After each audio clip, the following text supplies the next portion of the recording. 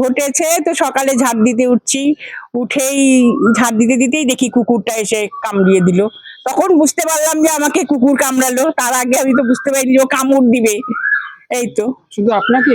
আমাকে আর একজন home delivery ভাত দিতে আসে ওনাকে, তারপরে পেছনে ছাগল টাগল গুলাকে ইয়ে করছে, তারা করছে, এই করছে। কোথাও জানিয়েছেন আপনারা? হ্যাঁ জানিয়েছি এই ডিপার্টমেন্টে, যাতে তারা ধরে নিয়ে যায়, সেই জন্যে। কদিন ধরে দেখছেন কুকুরটাকে? কুকুরটা তো এইখানেই থাকে, এরা মাটা মিলে কয়েকজন কুকুর আছে। এখন হট করে যে এরকম করবে সেটা তো আর বোঝা যায়নি, কেউ বুঝতেও পারিনি। আজকেই কালকে থেকেই বলে একটু অনেকেই বলতেছে যে কালকে থেকে এরকম করছে। কালকে দেখলাম পিছন পাড়া থেকে ধাওয়ায় দিয়ে গেল, আমাদেরকে বলেনি। হ্যাঁ আতঙ্কে তো অবশ্যই আছি, দুজনকে কামড়ানো হয়ে গেল। কি চাইছি, যাতে এটার কোনো ব্যবস্থা হয়, ধরে নিয়ে যায়, আমরা তো সেটাই চাইবো, যাতে সবাই সুরক্ষা থাকে।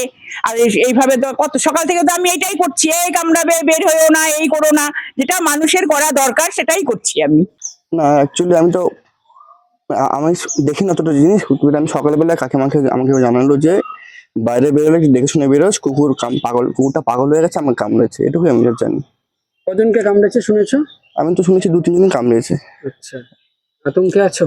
হ্যাঁ অবশ্যই, একটু টিউশন যেতে হচ্ছে, বারবার বেরোতে হচ্ছে। এখন কোথাও লুকিয়ে টুকিয়ে থাকলে একটু মুশকিল না, বাইরে হলে কামড় দিতে পারে। হ্যাঁ আমরাও শুনলাম যে একটা কুকুর, সম্ভবত জলাতঙ্ক গ্রস্ত কুকুর, রেবিড ডগ, বেশ কয়েকজনকে কামড় দিয়েছে। আমাদের কাছে খবরটি এসছে, তো আমাদের টিম সেখানে গিয়েছে। হ্যাঁ, এবং কুকুরটাকে উদ্ধার করবে, কিন্তু সমস্যা হলো যে উদ্ধার করে এই ধরনের কুকুরকে আইসোলেট করে রাখার মতো জায়গা মিউনিসিপ্যালিটি এখনো ব্যবস্থা করেনি।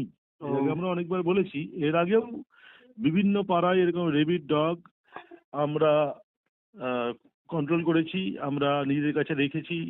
তারপরে রেবিড যদি সত্যি হয়ে থাকে তাহলে কুকুরটা অটোমেটিক্যালি 7 থেকে 8 দিনে মারা যায়। তারপর ওটার প্রপার ডিসপোজাল করা হয়। কিন্তু মিউনিসিপ্যালিটি অ্যাডমিনিস্ট্রেটর সন্দীপ বিশ্বাস মহাশয় আমাদের ফোন করেছিলেন, তো তার জন্য আমরা টিম পাঠিয়েছি। এখন প্রবলেম হলো কুকুরটাকে ধরার পর রাখা হবে কোথায়? ওপেনে রাখা যাবে না।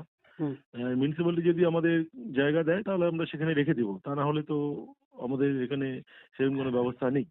ওরিয়েন্ট জুয়েলার্সের সোনালী সঞ্চয় অফার, সোনার গয়নায় মেকিং চার্জ মাত্র 9%। অফারটি প্রযোজ্য 23 থেকে 28 ফেব্রুয়ারি। ওরিয়েন্ট জুয়েলার্স, সোনাই থাকুক সংসার। Wait, so this was your wedding look? Oh my God, Tammy, you look pretty. Dhaka থেকে যখন আইছিলাম এ হগল আমার মা আমারে পরায় দিছিল। It's so authentic, Tammy. I will go for this look. But what about my goina? সাদা রঙের রুমালটিতে গোলাপি রঙের কাজ, সব মিলিয়ে দারুণ হবে নতুন কনের সাজ। আমার গয়না আমার শ্রীঢাকা জুয়েলার্স, আভিজাত্যের গয়না।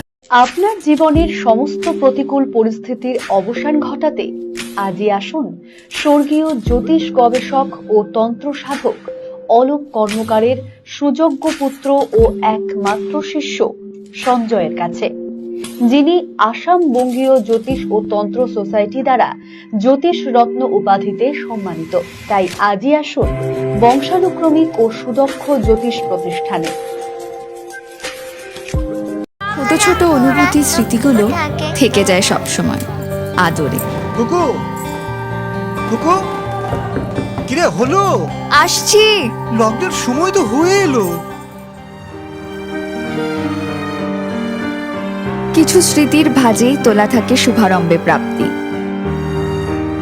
50 বছরের অভিজ্ঞতায় আগ্নেশ্বর জুয়েলার্স, নিখুঁত গয়নার কারিগরি। Agneshwar jewellers, NS road, Raiganj. রাত হোক বা দিন, নিউরো এমার্জেন্সি সময় দেখে আসে না। হঠাৎ মাথায় আঘাত, স্ট্রোক বা অচেতন হয়ে যাওয়া, প্রতিটি মুহূর্তই অমূল্য, কারণ এখানে সময়ই সবচেয়ে বড় চিকিৎসা। এবার রায়গঞ্জেই উপলব্ধ অ্যাডভান্সড নিউরোসার্জারি সুবিধা। দক্ষ নিউরোসার্জন ও আধুনিক প্রযুক্তির সহায়তায় 24x7 জরুরি পরিষেবা। সঠিক সময়ে সঠিক চিকিৎসা ফিরিয়ে দিতে পারে স্বাভাবিক জীবনরেখা হসপিটাল, অ্যাডভান্সড নিউরো কেয়ার।